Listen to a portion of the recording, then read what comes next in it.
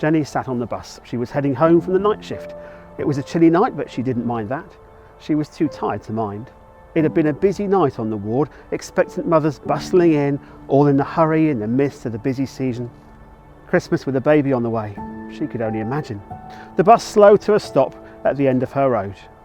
She almost ran as she went down the driveway, bursting through the door into the clutches of sticky-fingered children, merry adults, and a grumpy teenager playing Fortnite in the corner. The house was full to bursting.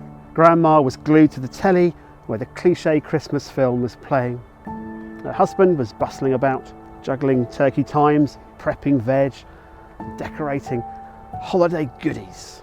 Not to mention her sister holding back a gaggle of children, all itching to get the shiny presents beneath the tree. The hectic, warm, loving home brought her joy. As Jenny was about to kick her shoes off and melt into the nearest chair, the novelty doorbell rang out a tune. Joy to the world. A mental head count saw everyone was there.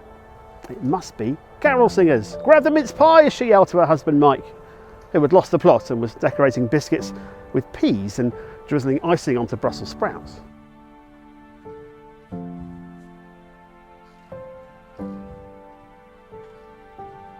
She swung open the door as a rush of cold air invaded the warm house, and on her doorstep stood an anxious-looking man and a woman with a belly the size of a balloon. Jenny rolled her eyes. She was, after all, off duty. "How can I help you guys?" she said, as her daughter Beth ran through with a plate of precariously balanced mince pies. "We were on our way to my parents' house, my place of birth, for Christmas," said the man.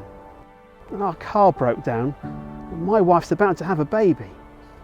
We've asked for help all the way up and down the street, but everyone's too busy, and the lady next door said you were a midwife.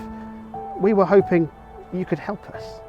Jenny ushered the couple out of the cold.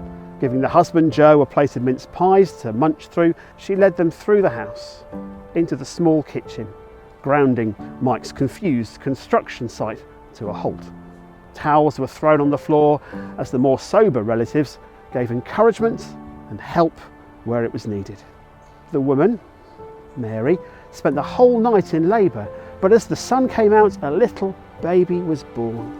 "He cried his head off, poor thing," laughed Jenny the next day, holding the baby in her arms as his exhausted parents slept on an inflatable mattress on the kitchen floor.